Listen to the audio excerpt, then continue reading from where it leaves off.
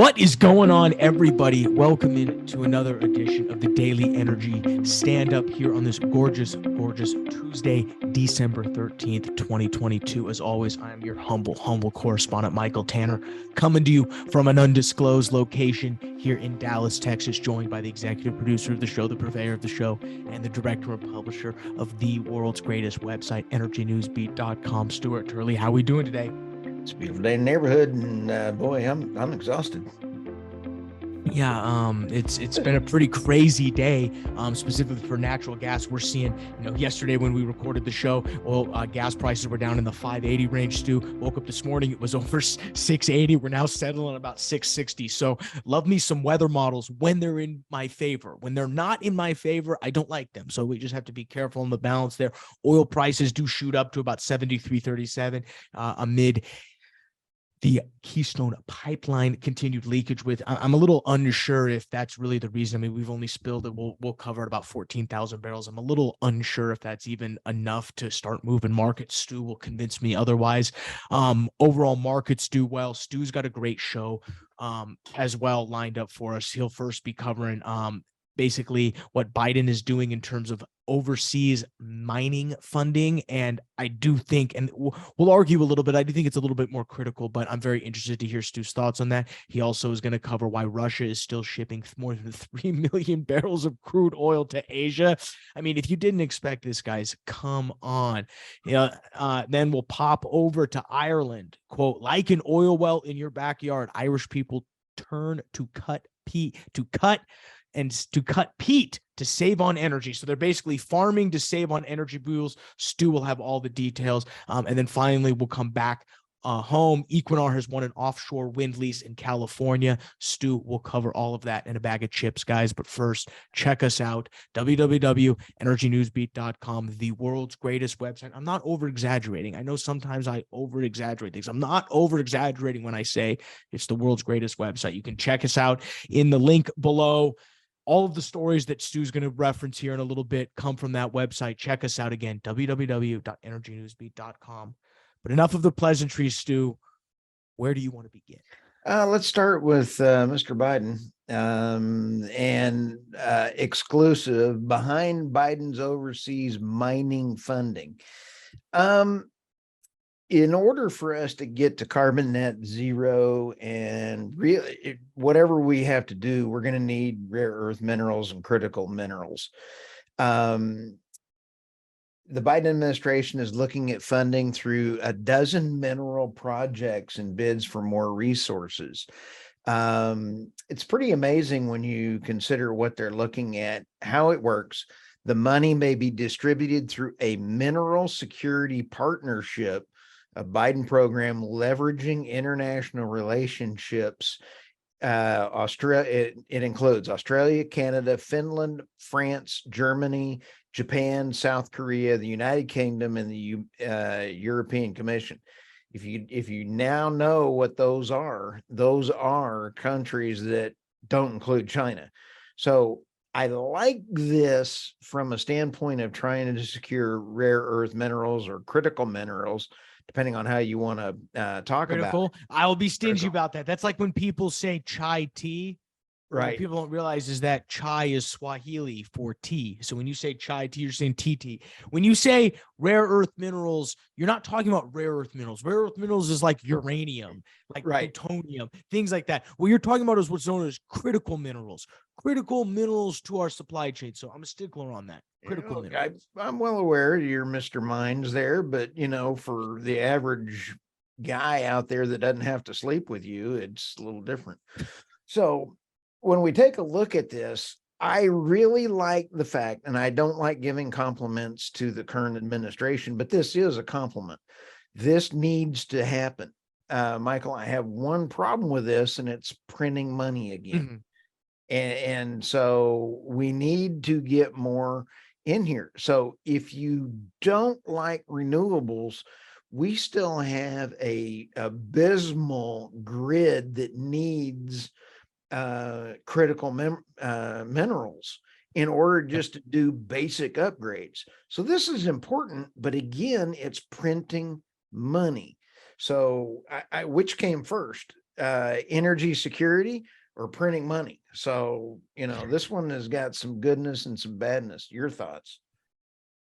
I completely agree with you. I think the unfortunate part is that critical minerals, we just don't have that much domestically. Like we have a lot of gold, we have some, we have a lot of coal. We don't have that much critical minerals. And so I think it's a little bit of a, we're a little bit spoiled to have the conversation about natural gas and oil because we have enough here if we decided to drill to never have to worry about importing anything ever again. And that's maybe a wrong way to put it. You always will need to import some stuff, but I think the conversation when it comes to mining is flipped. We just don't have a robust, like if we want to go to an all EV society, at least in the United States, if we want to go to all battery power, electric, everything, I mean, we don't have that critical mineral supply here at home. We're going to have to import it from somewhere. So right. Of the list of the countries that you read, I'm cool with them all. Like if we were investing in like Iranian mines, I'd probably be like, okay, let's not do that. Like if we were down in, name off the list of countries, whatever country you thought of, that's where we'd invest. We probably shouldn't be investing there, but, Australia, there's a lot of critical minerals there. It is what it is. We might as well go out there. You know what I mean? That's how I look at it. Now, the printing money part does annoy me because we're about to see inflation, CPI, core CPI drops tomorrow or today, if you're listening to this. Worldwide inflation, as we talked about yesterday, is 9.3% for 2022 right now. And the UK is expected to hit 22% next year. Well, I mean, it's not good. It's not good. Where do you want to go to next? Let's go flying around the world to Russia is shipping more than 3 million barrels per day of crude to Asia. Asia is an energy starved part of the world. And for the LNG companies, the Cheniere's of the world, and our exporting is going to be phenomenal for LNG. But you've heard me say this a bunch, Michael, sanctions don't work. And the Iranians really figured out how to bypass sanctions. Putin learned from it and then goes, I can see your sanction beating systems, and he's improved them. So no matter what we do, all we're doing is hurting people and hurting the consumers. But as shipping millions of barrels per day to Asia,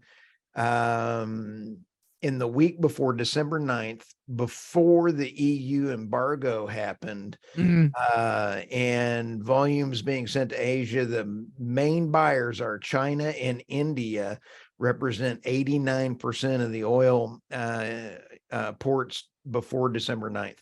Half the tankers loaded with Russian crew were traveling to the Suez Canal bound for Asia. Here's the thing on this, and that is this ties into the story yesterday with the insurance. It really is just Russia's got the natural resources. They can sell them. There's a lot of people that need them. I picked up on this. It's about halfway down. It goes, so Russia's ESPO grade, the crude from Russia's Far East, is selling in Asia above the $60 price cap. Okay. Right. How are they able to do that? Well, here's how. As it appears, Russia is currently handling the short Far East China route with Russian tankers and insurance. That's key. Insurance, traders told Bloomberg last week. So the question is, the insurance is in rubles or is it in yen? It ain't in dollars. We talked about dollars. No, it's in rubles. And what I told you yesterday, is that they are getting where the insurance is going to be carried by the countries, underwritten by the countries. So There it is right there. Russia is shipping as fast as they can on their own tankers. Plus, there's I'm going to go look it up, but there's a dark fleet, kind of like the dark internet. This is the dark Dark fleet. web. The dark web. There is a dark fleet out there that skirts around and, as they say, drive dirty without a license or anything else. So nobody breaks sanctions, Stu. I mean, what are you talking about? Oh, come on, man. Hypocrisy resides in California. They and the Northeast. Well, speaking of California, Equinor just won a offshore wind lease in California. Isn't that great? Now, part of this, this brings up a very interesting point, and that is we don't have the companies that can do this big of a project in the U.S. So I'm happy for them. There's also going to be a lot more. There's going to be a lot more of external European-based countries coming over and doing these large projects. It is going to mean some jobs for the U.S., but we're shoveling taxpayer money to the EU, which is okay if they've got the expertise and if it's a good project. So time out. I'm reading this article. $130 million for 80,000 acres. They paid $132 million. What? For only 2 gigawatts? Right. Guess whose pocket that went into? Well, that went into hopefully that gets, the U.S. government's budget, right? Because it's collected by the Bureau of Ocean and Energy Management. Here's what it says. So from a high level, guys, here's what happened. 5 leases were offered by the Bureau of Ocean and Energy Management in the first ever offshore wind lease sale on the U.S. West Coast, and the first ever U.S. sale to support commercial scale floating offshore wind energy development. With a bid of over $130 million for about 80,062 acres in the Pacific Ocean, Equinor secured a 2 gigawatt lease in Morro Bay that has the potential to generate enough energy to power 750,000 U.S. homes. I gotta love the word potential in there. And you go on to say about 2/3 of America's offshore wind is in deep waters. The narrow continental shelf running along the Pacific seaboard drops swiftly to 3,200 feet or more, opening up for new power opportunities for the West Coast. And floating offshore wind is the world's leading offshore wind operator and developer. Equinor looks forward to applying and experience to create a sustainable offshore wind industry in California. I love it, Stu. First off, it's not an American company. Gotta love it. We even offshore our own renewable production. We gotta I'm talking about none of the stuff in my office was made in America. It's just it's just crazy. Now our electricity is not even going to be made in America. It's going to be controlled by Equinor. There you go. It's worth noting that the Biden administration has set an offshore wind target of 30 gigawatts by 2030 and 15 gigawatts by 2035 in floating offshore wind capacity. That's well above the 100 times what is currently installed and floating around the world. And they're going to last 9 years. 8 to 9 years. And so. But we'll model it at 30. Don't worry. We'll model it at 30.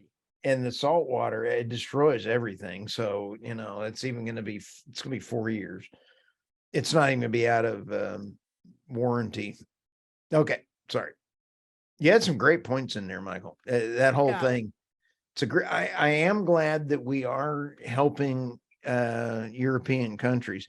This next one really kind of sets it up like an oil well in your backyard. Irish people turn to cutting peat to save on energy bills. This really highlights the renaissance to coal. Germany is now firing up, I believe it's 50% of their electricity is back to coal. I'm sorry for laughing, but that's just something of funny. But peat is an excellent source of heating. And in the article, you can see the farmers just digging it out. You let it dry out, and it's like throwing, it is very burnable. It is, this quote from Michael Fitzmaurice is unbelievable. People are glad to have turf. It's like having an oil well in your own backyard. isn't that great? It's what it's come to, I guess. It's what it's come to. That's what's going to happen.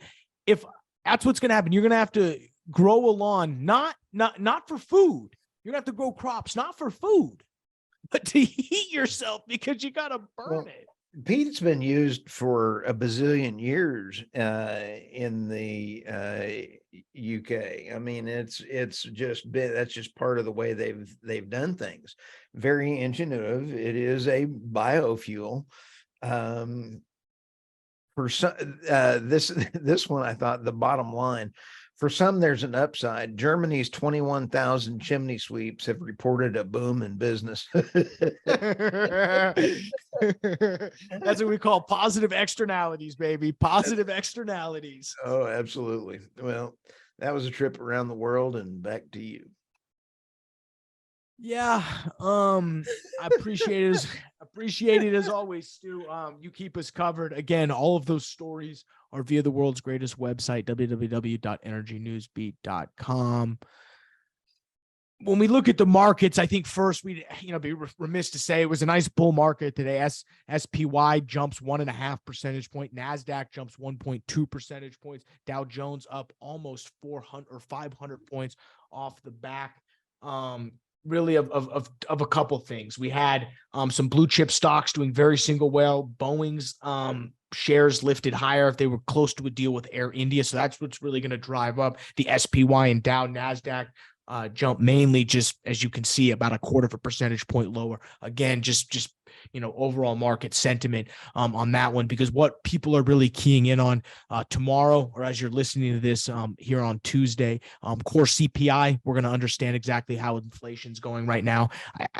I think people know what to expect. They're expecting bad news, but really what people are keying on is Fed Chair Jerome Powell and the Board of Governors meeting. They start tomorrow as the inflation data comes out. They start, and the Board of Governors begin 2 days worth of meetings, which end Wednesday around midday.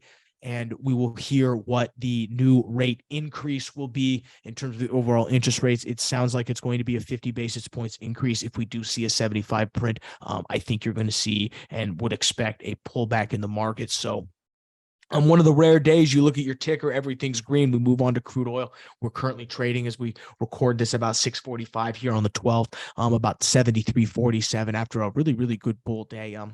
You read all the squawk on the street, and everyone says it's this Keystone pipeline that's causing oil prices to spike. And as we stand right now, again, the night before here, about 6:55, we've only lost about 14,000 barrels of oil. Now, again, Stu, I'm not going to try to downplay 14,000 barrels. That's horrible. It is. It's not that much, though. It's not that much. No, but what you've lost versus what you can transport. Those are two different numbers.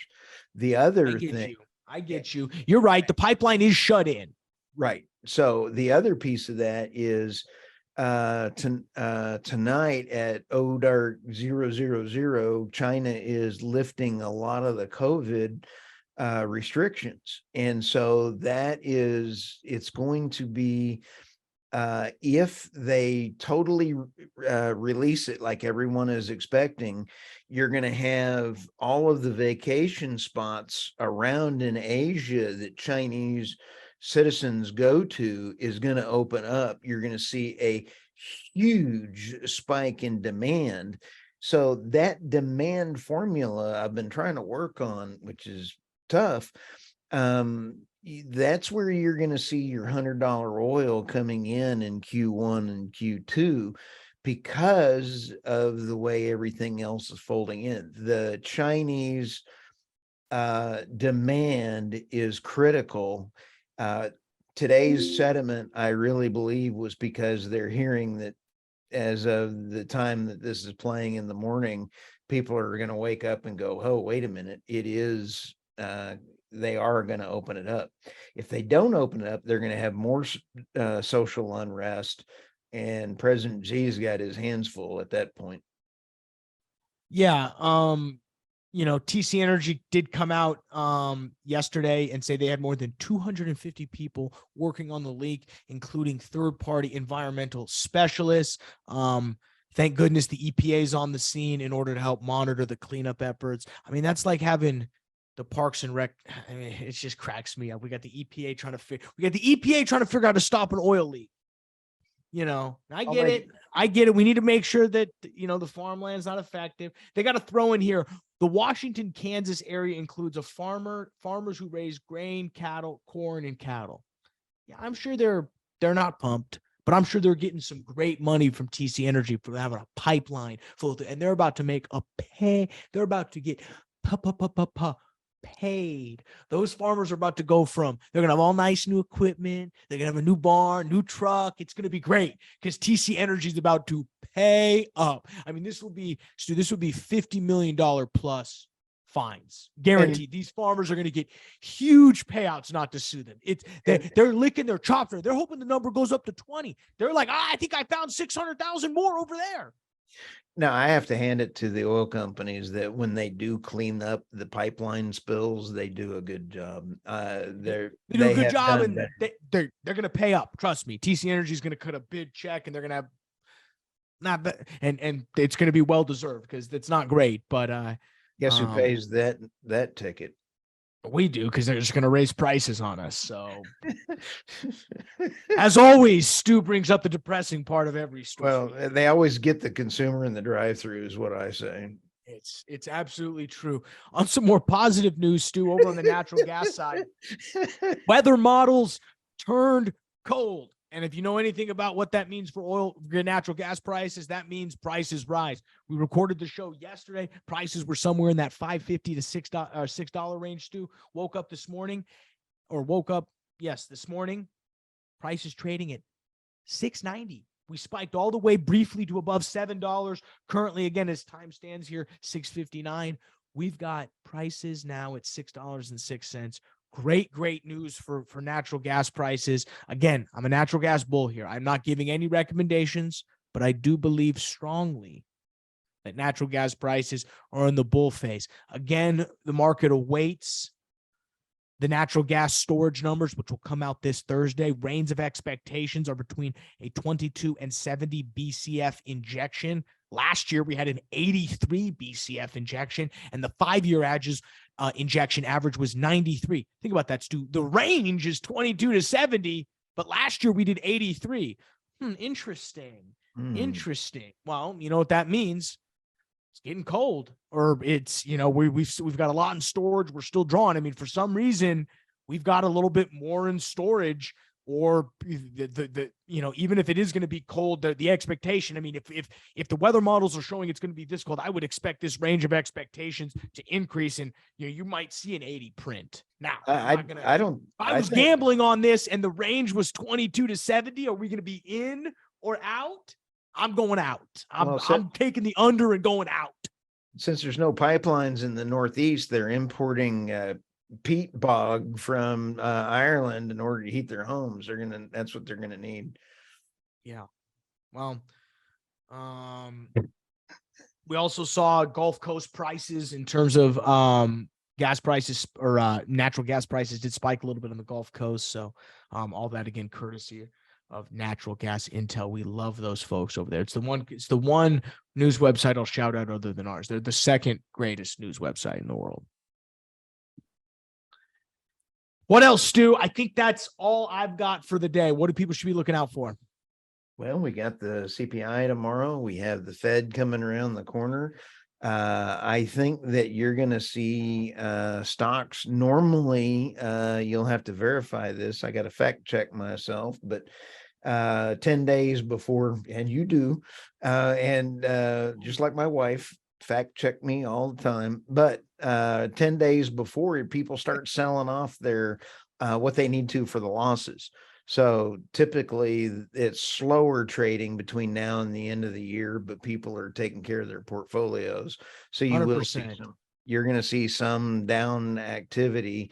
And I truly think that we are going to be 100 next year, Yep. pending China. China is the key to the money cabinet there, if you would, for oil. Yeah, no, I completely agree. It's going to be a little bit of a boring time now. I do think oil prices there could be some interesting things going on with oil and natural gas prices, which is great because that's what we cover here. But with that, guys, we're going to go ahead and let you get out of here. Get back to work and start your day if you're listening to us in the car. Otherwise, we appreciate you guys checking us out again. Visit Drive our website, safe. www.energynewsbeat.com. For Stuart Turley, I'm Michael Tanner. See you See you. tomorrow.